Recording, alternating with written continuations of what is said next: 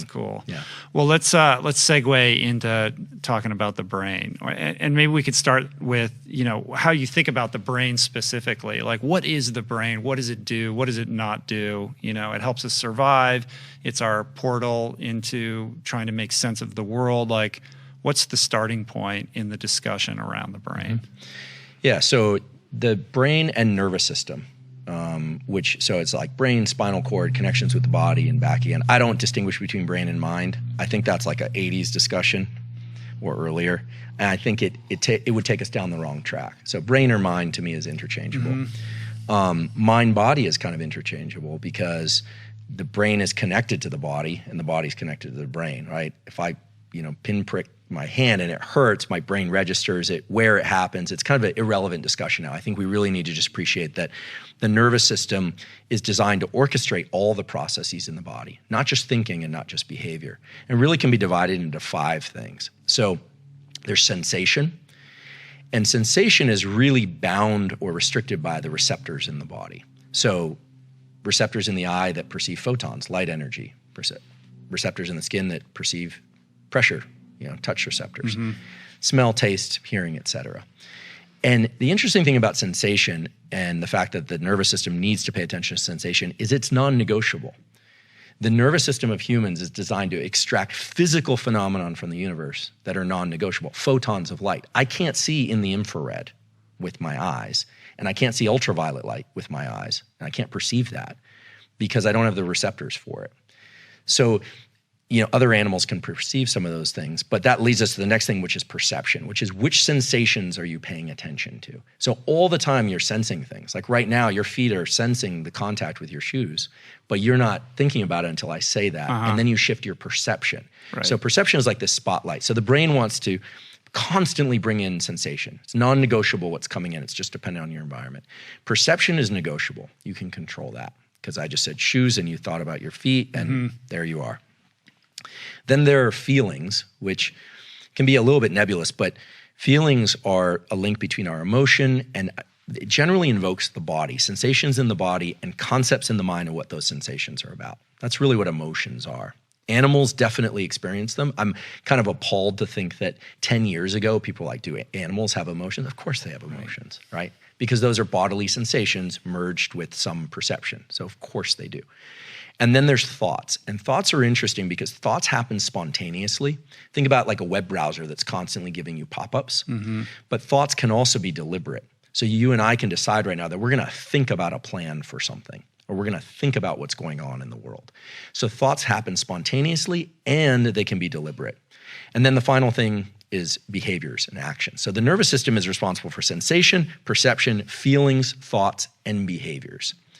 And what's interesting, you start to think about that as you're like, okay, that's a lot, but what is the nervous system really trying to accomplish? Like on any given day or at any moment, what's it trying to accomplish? And it's really trying to accomplish one thing, which is to take perceptions of the outside world and merge those with perceptions of the inside world, what we call interoception, and to link those in a way that's operating on our environment in the appropriate way. So what do I mean by that? So if I'm feeling anxious and I'm in a very calm environment, I'm going to perceive that rapid heart rate and kind of feeling of agitation in my body as inappropriate for the moment, right? And my goal then as an organism is to adjust my level of what they call autonomic arousal or alertness down.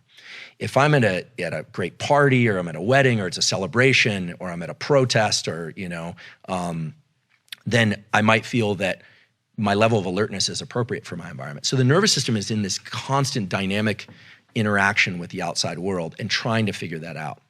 One way that this can be kind of conceptualized is there's an emerging idea that's kind of interesting about impatience.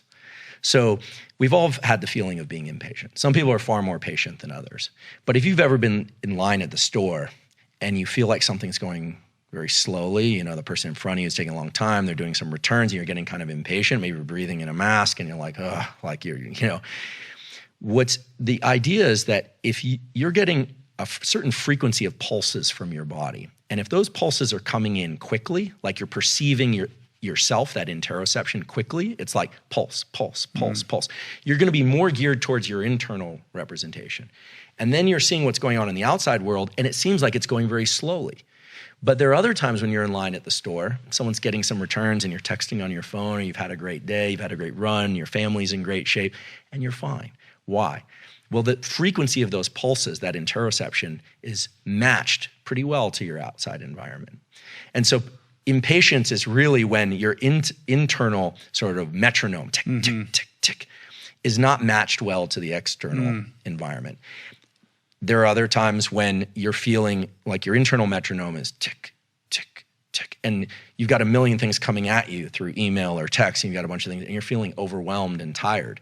Well, in either case, there's nothing right or wrong. It's just your body and your brain are trying to say, what's going on in the outside world and how well matched am I to it? Right. So if you think about some of the sort of core practices of mindfulness and self-regulation, of like focusing on breathing or focusing on state of mind, a lot of that is trying to bring more awareness to your internal state.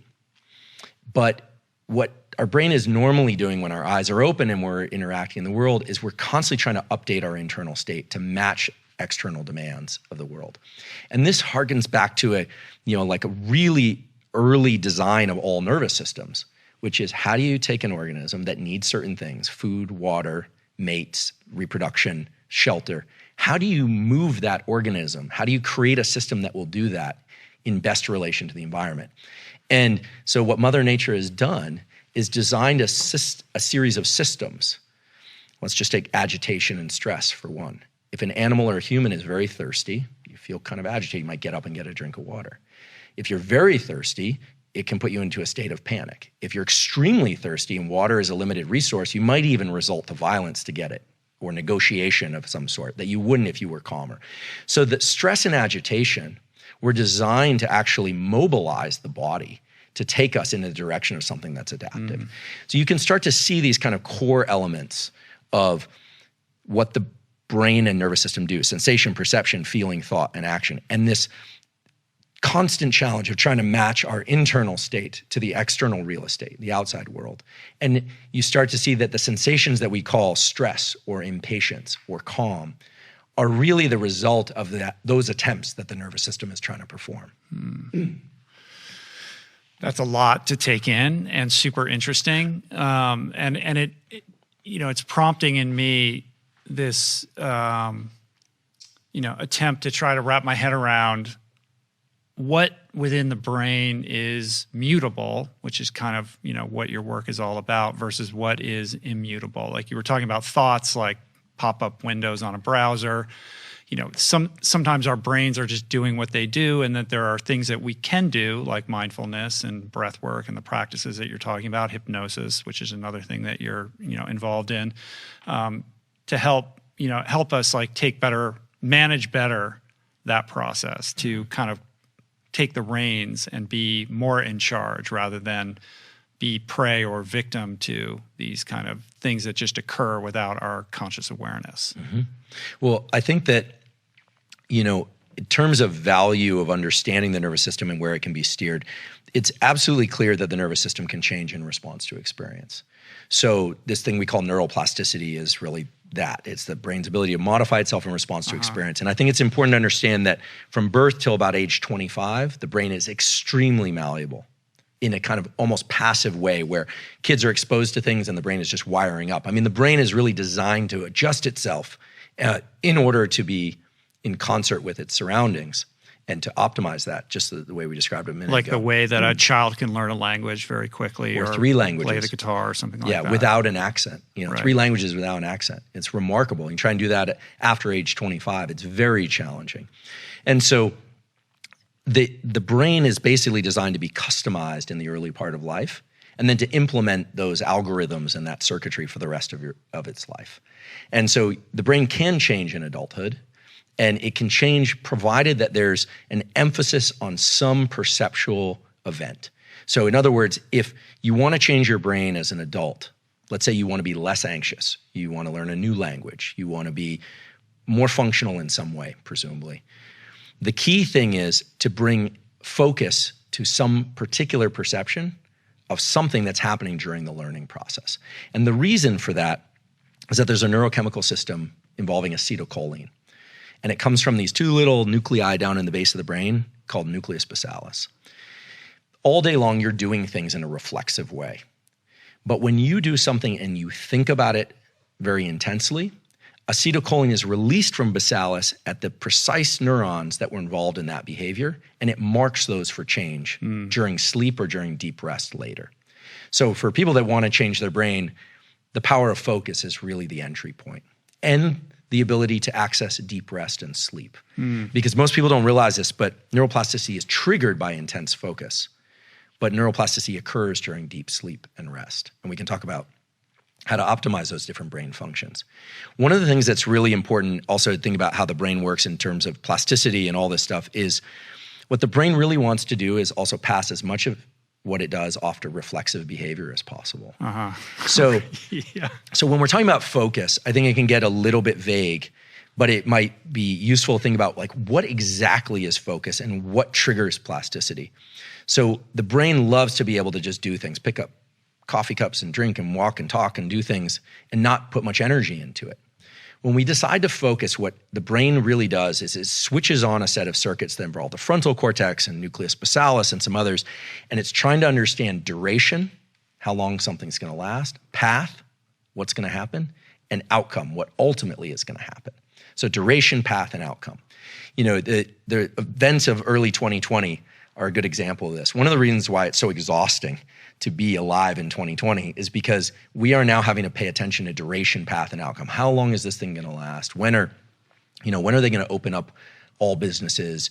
Did I touch that door handle? Does it matter? Right. Who are the experts? Are there any experts? There are a lot of questions, whereas normally we can just move through life without having to do all that analysis. So if it's a simple example like trying to learn a new language or a new motor skill or a new way of conceptualizing something, maybe somebody's in a therapeutic process and they're trying to work through a trauma or something like that, duration, path, and outcome is built into the networks of the brain. We can do that very easily, but it takes work. And it almost has a feeling of underlying agitation and frustration. And that's because the circuits that turn on before acetylcholine are of the stress system. So when you or I decide we're going to learn something and really dig in, norepinephrine, which is adrenaline, is secreted in the brainstem and in the body, and it brings about a state of alertness.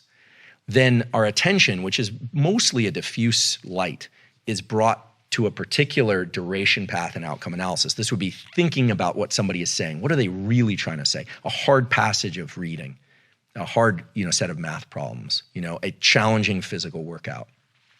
When you do that, these two systems have to work very hard, and the adult brain doesn't really want to change the algorithms it learned in childhood.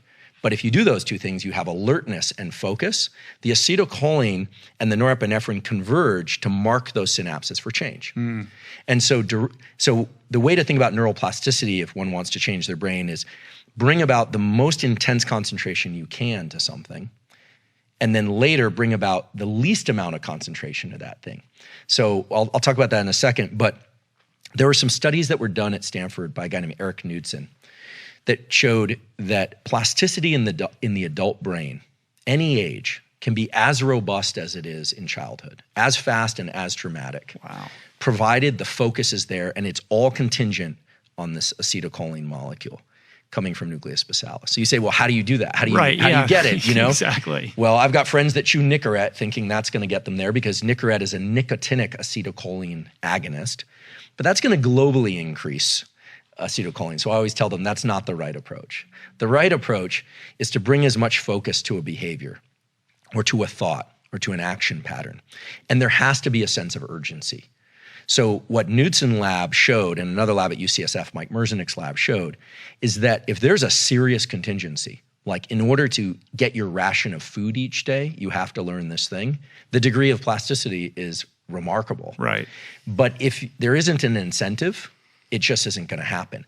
So these circuits in the brain that Mother Nature set up are designed to be anchored to a real need. And people always say to me, well, should I do something out of love and a real desire to learn, or should it be out of fear? But either one works. The sense of urgency is just acetylcholine. It's norepinephrine. That's all it is. The brain doesn't have a recognition of whether or not something is pleasurable or not until later. Once you start accomplishing your goal, the reward systems like dopamine start kicking in. But I think if people are interested in modifying their brain for the better, at least some, top contour understanding of how urgency and focus must converge for that to happen can be useful, because I think there's a lot of attention paid to whether or not something feels like flow, or whether or not it's what I call highly desirable states, or whether or not you can eat a plant out of the ground that will magically put your brain into a state of plasticity. And the answer is yes, such plants exist, but what's missing is the focus component. If that work is not done with a particular end goal in mind, you'll get plasticity, but you'll get plasticity in a kind of across the board. It's like learning a little bit of 9 languages all at once is not going to make you speak coherently in any one of them. So focus is the key. Right. I mean, this idea of